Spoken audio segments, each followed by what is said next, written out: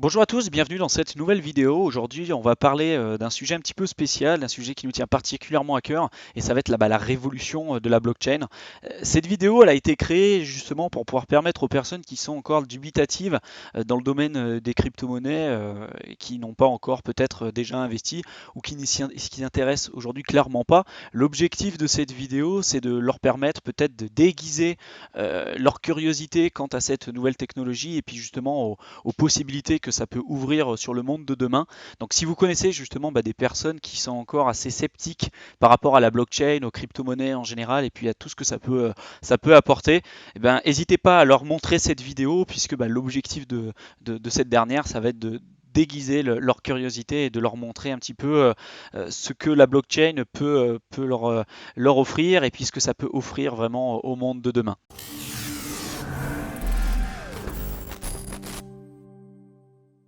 Si tu es nouveau sur cette chaîne et que tu viens nous découvrir, sache qu'on a une chaîne exclusivement dédiée au domaine des crypto-monnaies. Donc si c'est justement un domaine qui t'intéresse, je t'invite à t'abonner à notre chaîne YouTube pour ne pas rater nos prochaines vidéos.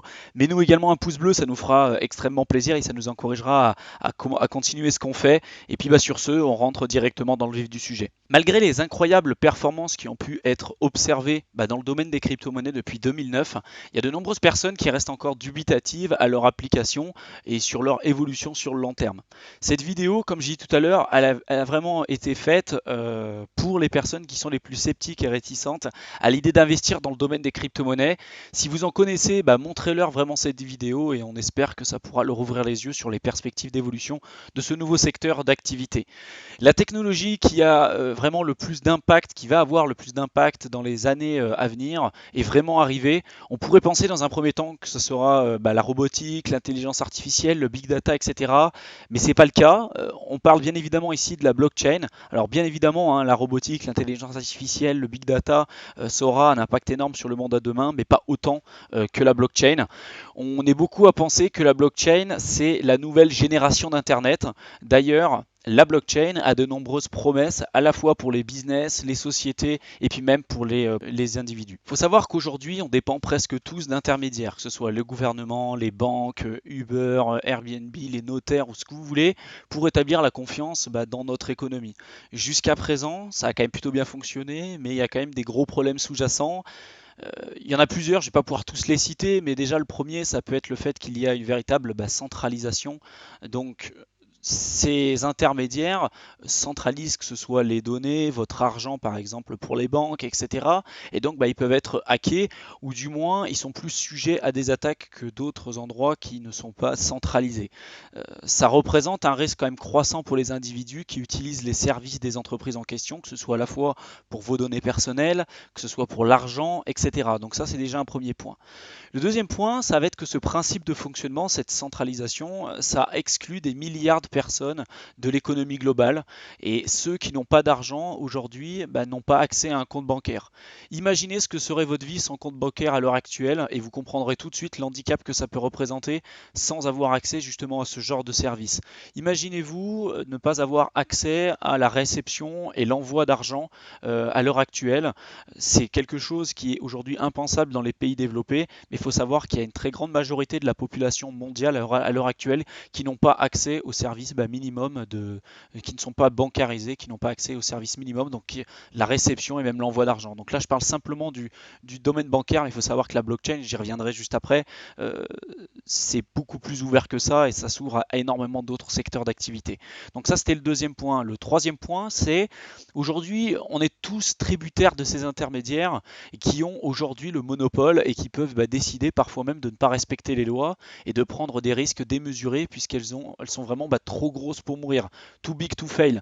On l'a déjà vu lors de la crise des subprimes en 2008.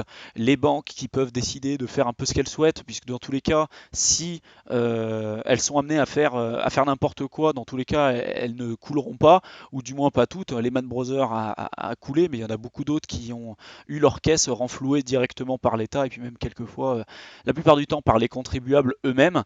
Et donc la centralisation un petit peu de cette économie, ça donne naissance à des véritables monopoles et donc des entreprises qui sont au-dessus des lois et qui peuvent décider de faire un peu ce qu'elles souhaitent puisqu'elles sont trop grosses pour mourir. Ce qui est intéressant, c'est que vous pouvez envoyer un email en quelques secondes aujourd'hui, mais il est parfois nécessaire d'attendre quelques jours ou des semaines entières pour envoyer de l'argent autour du monde avec des frais pouvant parfois être de l'ordre de 10 à 20%. En utilisant ce processus, vos données personnelles sont également récupérées et c'est très souvent vendu pour encore plus de profit. On n'a jamais été aussi prospère dans l'histoire de l'humanité, mais les inégalités et la disparité des richesses est pourtant de plus en plus importante.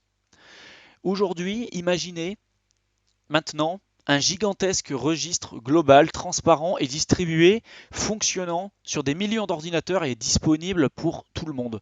Peu importe le pays, peu importe les origines, la couleur de peau, l'historique bancaire, etc. Et où chaque actif, que ce soit de l'argent, de l'immobilier, des chansons, ce que vous voulez, pourrait être stocké, déplacé, échangé sans avoir besoin d'intermédiaires. En 2008, la crise économique des subprimes a eu lieu et il y a justement un individu, alors aujourd'hui on ne sait pas si c'est un individu, un groupe de personnes ou voilà, mais en tout cas il y a Satoshi Nakamoto, donc c'est peut-être un alias, son pseudo, qui a développé un protocole pour une monnaie numérique qu'on appelle aujourd'hui le Bitcoin. Cette crypto-monnaie, de nombreuses personnes à travers le monde parviennent à effectuer des transactions en toute confiance sans l'utilisation d'intermédiaires. Le Bitcoin n'est pas une monnaie fiduciaire qui est contrôlée par l'État, c'est une monnaie numérique décentralisée. Vous pouvez vous poser la question de savoir clairement comment fonctionne la blockchain. En réalité, c'est très simple. Les actifs numériques comme l'argent, la musique, l'art, l'immobilier, etc. ne sont pas stockés dans un endroit spécifique, mais ils sont plutôt distribués dans un registre global partagé et utilisable par tous. Quand une transaction est effectuée, elle sera postée mondialement sur des millions et des millions d'ordinateurs. Ce sont les mineurs qui sont chargés de vérifier les transactions. Toutes les 10 minutes, un bloc est créé. Ce dernier possède toutes les transactions des 10 minutes précédentes. Les mineurs sont en compétition les uns avec les autres puisque celui qui va parvenir à trouver une solution mathématique pour la validation du bloc de transaction sera finalement récompensé. Par la suite, ce bloc sera relié au bloc précédent et ainsi de suite, formant ainsi une chaîne de blocs que l'on appelle la blockchain. Ce principe de fonctionnement est quand même nettement plus sécurisé que tout ce qui existe jusqu'à présent. Bien évidemment, le Bitcoin, c'est un exemple et il en existe une multitude d'autres de blockchain. L'Ethereum, par exemple, s'est spécialisé dans la création et l'utilisation des contrats intelligents. Donc les contrats qui s'auto-exécutent. Le contrat, il va être en mesure de gérer l'application, la gestion et la performance des accords entre les individus. Grâce à la blockchain Ethereum, il y a de nombreux projets qui sont parvenus à voir le jour, que ce soit pour le développement de nouvelles places boursières ou également pour l'application et la sauvegarde de la protection de la démocratie, etc. Il y a énormément de projets qui sont en train de naître à l'heure actuelle et notamment grâce à la blockchain Ethereum. Alors clairement pour vous qui est aujourd'hui plutôt dubitatif avec l'apparition de cette nouvelle technologie, pourquoi s'y intéresser et pourquoi essayer d'en apprendre un peu plus sur cette nouvelle révolution? La première version d'Internet, qui est l'Internet de l'information, ça a permis de créer beaucoup de richesses, mais malheureusement cette dernière, elle est que très peu partagée. Les riches deviennent de plus en plus riches et les pauvres de plus en plus pauvres. Ces disparités ont fait naître des problèmes que l'on voit ressurgir de plus en plus, que ce soit la xénophobie, les guerres, les monopoles, etc. Est-ce qu'il existe aujourd'hui un moyen de pouvoir distribuer de manière plus équitable la richesse, avoir une création de biens plus démocratique et avoir justement une répartition plus démocratique de la richesse en général? Est-ce que ça c'est possible? Il y a plusieurs solutions qui peuvent être envisagées et il y en a certaines qu'on va justement partager pour vous pour que ce soit un peu plus clair. On pourrait par exemple créer une véritable économie de partage autre que celle qui est proposée par les leaders du marché à l'heure actuelle, comme on en a déjà tous entendu parler, comme Blablacar ou Airbnb par exemple, qui ne sont qu'aujourd'hui que des intermédiaires. Je vais prendre le cas d'Airbnb, vous avez un bien à louer, vous mettez du coup votre bien sur Airbnb et il y a les consommateurs qui du coup sont intéressés par votre bien, qui vont passer par la plateforme et donc Airbnb va prendre une commission pour vous être mis en contact entre les consommateurs d'une part et puis du coup vous le producteur.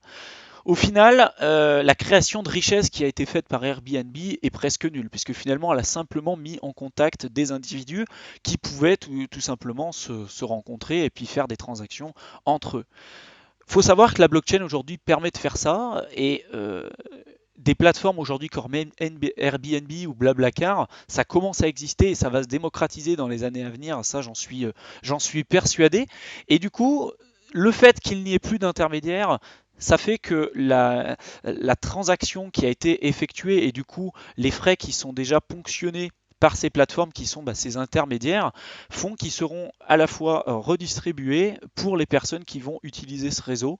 Donc imaginons que pour louer un bien, vous aviez besoin peut-être de 1000 $. Imaginons qu'il y avait 10% qui étaient ponctionnés, donc 100 euros. Et bien ces 100 euros directement, et bien, ils seront utilisés à la fois pour le consommateur et le producteur. Le producteur, il pourra peut-être baisser le prix de son bien et le consommateur, lui derrière, il aura accès peut-être à un bien de plus faible prix. Et du coup, ça sera intéressant pour les deux parties. Et du coup, ça pourrait mettre fin à ce genre d'initiatives qui sont par exemple Blablacar, Airbnb, mais il y en a énormément d'autres et je pense que vous avez de nombreux exemples en tête.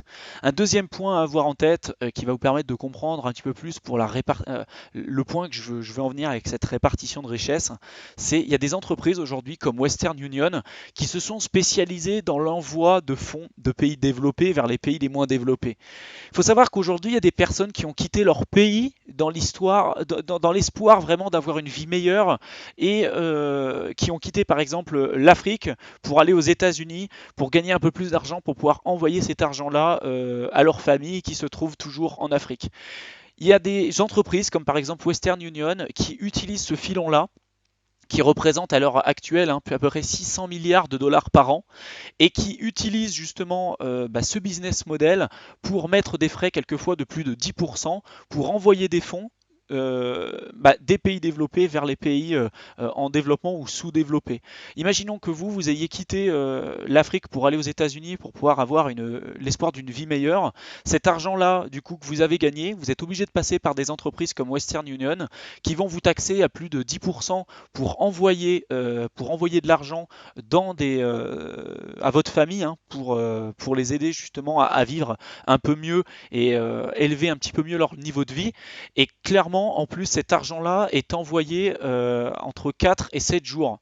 Donc c'est pour un service déplorable avec un coût qui est juste incroyable. Et aujourd'hui, il faut savoir que ces entreprises-là, il y en a d'autres, mais Western Union, c'est aujourd'hui celle qui est la plus connue. Et la blockchain, ça permettrait directement, en quelques secondes, de pouvoir envoyer de l'argent d'un point A à un point B presque instantanément et du coup avec des frais qui sont nettement plus faibles, inférieurs à 2%. Pour distribuer également de manière plus équitable la richesse, la blockchain elle va également permettre aux citoyens de pouvoir posséder et utiliser leurs propres données personnelles. Aujourd'hui, la protection de la vie privée et des données personnelles, c'est vraiment un fondement d'une société libre. Et il y a certains projets qui se sont spécialisés là-dedans, comme c'est le cas de Monero ou le Zcash par exemple, qui se sont spécialisés dans ce domaine d'activité. Et aujourd'hui, il faut savoir que quand vous allez naviguer sur le web ou quand vous allez faire des transactions bancaires, etc., vos données sont récupérées, quelquefois elles sont vendues. On en a déjà tous entendu parler sur les news ces derniers temps.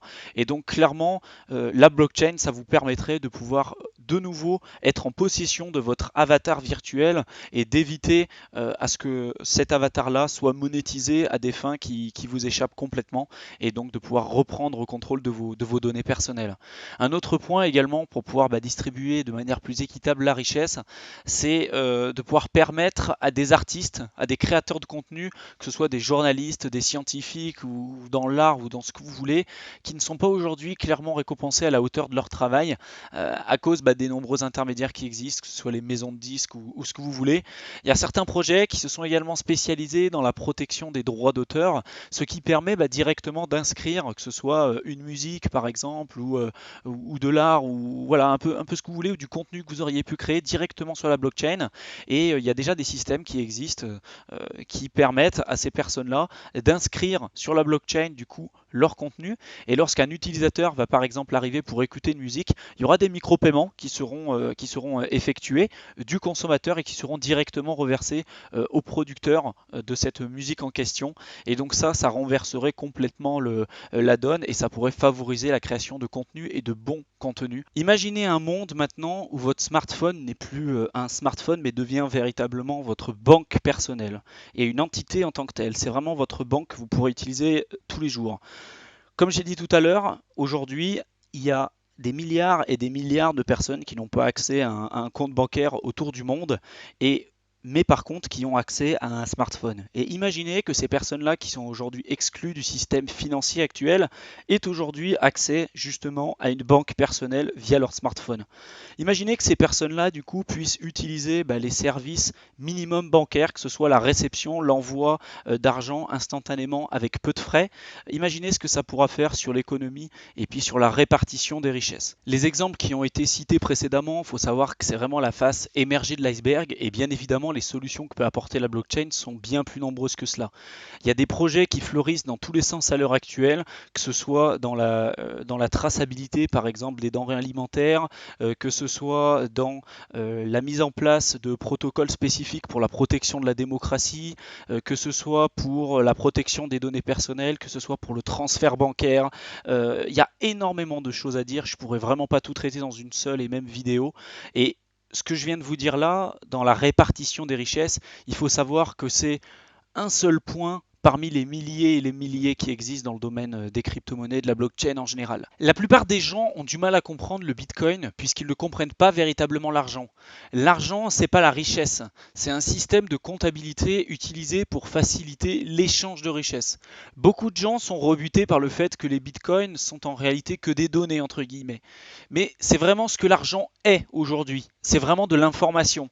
Plus précisément, l'argent, c'est un moyen de transmettre de manière crédible des informations sur la valeur donnée et non encore reçue, ou du moins pas encore reçue sous une forme permettant de satisfaire directement les besoins ou les désirs d'une personne. En d'autres termes, l'argent, c'est un grand livre. Avec les monnaies fiduciaires, comme le dollar par exemple, ce registre est centralisé. Et cela donne à l'autorité centrale responsable du maintien de ce pouvoir, justement un pouvoir dont l'histoire a prouvé qu'il sera inévitablement utilisé à mauvais escient. Avec le Bitcoin, le grand livre est décentralisé. Et cela signifie qu'aucune personne ou entité n'a le pouvoir de créer arbitrairement de nouvelles unités, causant ainsi de l'inflation, de geler ou de saisir votre compte ou de bloquer les traitements d'un paiement en particulier. Il faut savoir que sur toute l'histoire humaine, on a déjà eu de l'argent décentralisé et c'est le cas de l'or physique. Mais avec de l'or physique, justement, cette décentralisation, elle a clairement un prix et littéralement un prix. La nature physique de l'or le rend extrêmement inefficace pour les transactions mondiales. Et c'est pourquoi le Bitcoin est important. C'est la première monnaie au monde à la fois décentralisée et numérique. Il est plus fiable que l'or et plus privé et plus efficace sur le plan des transactions que les services bancaires numériques modernes. C'est pourquoi les gens sont enthousiasmés par le Bitcoin et qui pourrait littéralement révolutionner complètement le système que l'on connaîtra demain et particulièrement celui de l'argent. Nous espérons que ce bref aperçu aura pu vous aider à mieux comprendre ce nouveau domaine d'activité tout en aiguisant votre curiosité pour en savoir un peu plus à son sujet. Si c'est le cas, on aura justement réussi notre pari. Cette vidéo est à présent terminée. Si elle vous a plu, comme d'habitude, laissez-nous un pouce bleu, ça nous fera extrêmement plaisir. Partagez massivement cette vidéo autour de vous si vous connaissez des personnes qui pourraient être intéressées par le contenu qu'on a pu vous donner sur cette vidéo. S'il y a des personnes qui sont encore assez dubitatives pour investir dans le domaine des crypto-monnaies peut-être ou qui ne comprennent pas encore cette nouvelle technologie, montrez-leur cette vidéo et je pense que ça pourra leur en apprendre un petit peu plus à son sujet. Laissez-nous en commentaire également ce que vous en avez pensé. S'il y a des sujets que vous aimeriez qu'on traite pour les prochaines vidéos également, dites-nous en commentaire ce que vous aimeriez qu'on fasse. Et puis sur ce, continuez d'être comme ça, continuez de nous faire des retours ultra positifs, ça nous fait extrêmement plaisir. Et sur ce, je vous dis à plus dans une prochaine vidéo. Salut!